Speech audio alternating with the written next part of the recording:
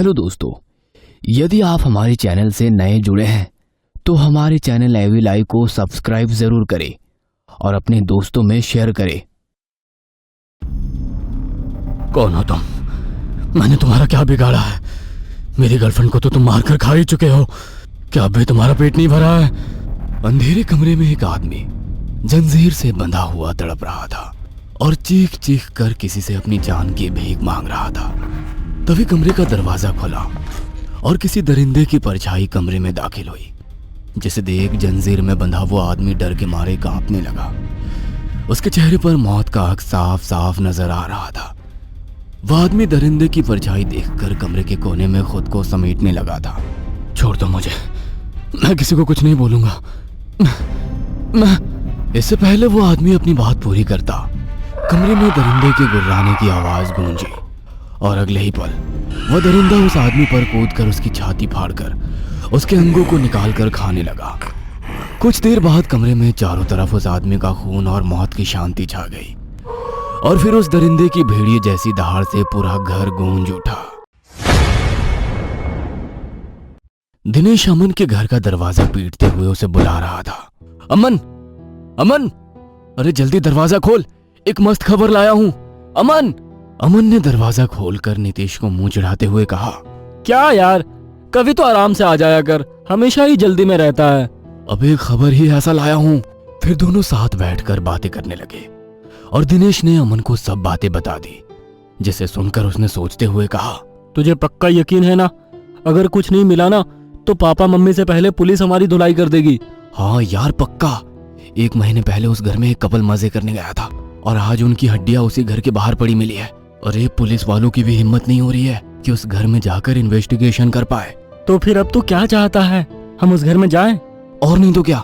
वैसे भी मैं यूट्यूब चैनल में कुछ इंटरेस्टिंग नहीं अपलोड कर पा रहा हूँ, सोच रहा हूँ उसी का व्लॉग बनाकर अपलोड कर दूं। दिनेश तू पागल हो गया है, कैसी कैसी बातें कर रहा है?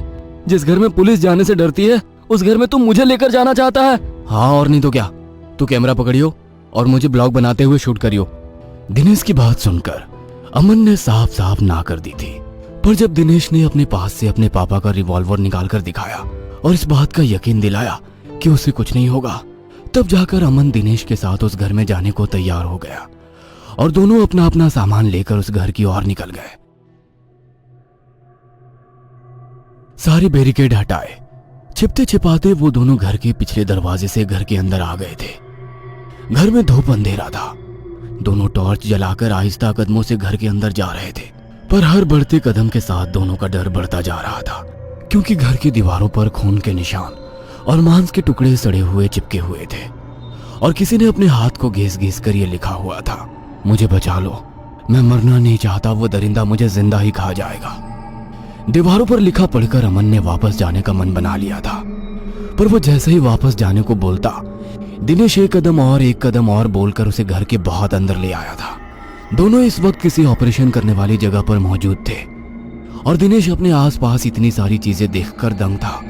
उसने तुरंत ही कैमरे में देखकर उन चीजों को बारी बारी से दिखाते हुए कहा, दोस्तों, आज हम एक ऐसे घर में हैं जहां लोग दुनिया से छुपकर मजे करने आते हैं, पर उनका सामना होता है सिर्फ मौत से। जी हाँ दोस्तों, आज हम शहर के सबसे मशहूर घर में हैं जहां पुलिस भी इन्वेस्टिगेशन करने से डरती है। इसलिए आज के इस ब्लॉग में मैं आपको इस घर का टूर कराऊंगा, इस घर की असलियत को आप सबको दिखाऊंगा। तो वीडियो को आखिर तक देखिए और हाँ, चैनल को सब्सक्राइब कर वीडियो को लाइक करना ना भूलें। अमन दिनेश की रिकॉर्डिंग करता हुआ कमरे की और भी चीजों को बारी बारी से दिखा रहा था।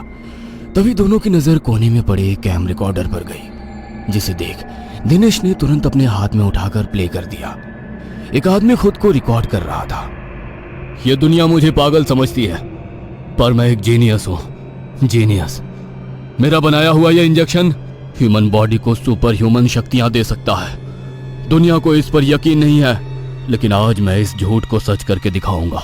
कैमरा में इतना रिकॉर्ड कर उस आदमी ने अपने हाथ को कसकर बांधा और एक इंजेक्शन अपने हाथ में लगा लिया। इसके कुछ सेकंड बाद ही उसकी हाथों की नसें सड़ने लगी, जिसके दर्द से वो चीख रहा था, खुद को नोच नोच कर तड़प रहा था। और उसकी दर्द की चीखें सुन एक औरत भागती हुई कमरे में आई। आते ही उसने उस आदमी को संभालने की कोशिश की, पर तभी उस आदमी ने उस औरत की गर्दन पर वार कर उसका मांस नोच कर खाने लगा। ये सब देख अमन और दिनेश डर के मारे कांपने लगे थे। दोनों को अब एक इंसान से दरिंदे बनने का सच पता चल गया था। दोनों को इस बात की भी भनक लग गई थी कि उनकी भलाई अब इस घर से निकलने में ही है। दोनों एक दूसरे को देखकर इस बारे में सोच ही रहे थे, तभी अचानक ही अमन को दिनेश के पीछे किसी राक्षस की परछाई दिखी, जिसकी आंखें अंधेरे में चमक रही थी। और उसने जब मुस्कुराने के लिए अपने होठ हिलाए तो उसके मुंह में खौलती आग जैसी लाल रोशनी दिखी। अमन ये सब देखकर डर के मारे रुक गया था। दिनेश, तेरे पीछे कोई राक्षस है। अमन की बात सुनकर जब दिनेश ने पीछे देखा तो उसे वहां पर कोई भी नजर नहीं आया। इससे पहले वो अमन से कुछ कहता, अचानक एक तूफान आया और जोर से खिड़कियां बड़बड़ाने लगी। इसी आवाज के बीच उन्हें किसी भेड़िए की दहाड़ भी सुनाई दे रही थी। लगातार 10 मिनट तूफान का जोर बना रहा, फिर उसके बाद वो धीरे धीरे हल्का पड़ता चला गया। फिर तूफान बंद हो गया। दोनों को अब किसी अनहोनी का डर सताने लगा था। अमन, जल्दी चल इस घर से, कुछ बहुत ही बुरा है इधर। दिनेश की बात सुनकर अमन ने भी हाँ में सिर हिलाया और दोनों वापस जाने ही लगे थे कि तभी एक परछाई दोनों के सामने आकर खड़ी हो गई। तुम दोनों को फेमस होने का बहुत शौक है ना, तो जो काम तुम जीते जी नहीं कर सकते, वो काम मैं तुम्हारी मौत से तुम्हारे लिए पूरा कर देता हूँ।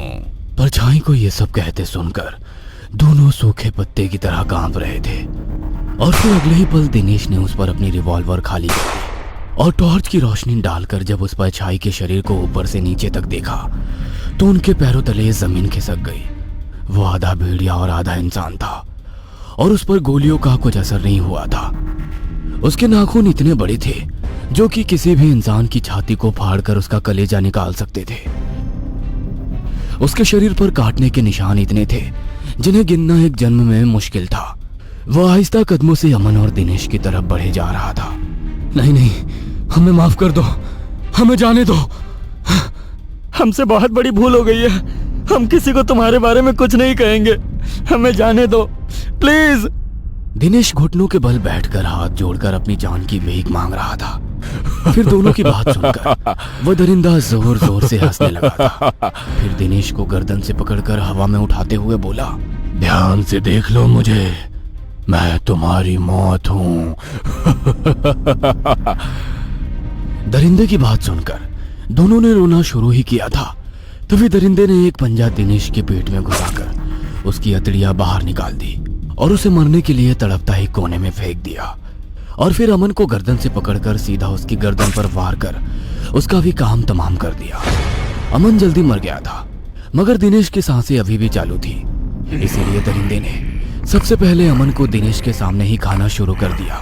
दिनेश की सांसें भी मंद होने लगी और वो भी मर गया। आपको क्या लगता है, वो दरिंदा आखिर कौन था? क्या मनुष्य ने विज्ञान में इतनी तरक्की की है कि वो भगवान की बनाई दुनिया को चुनौती दे सकता है?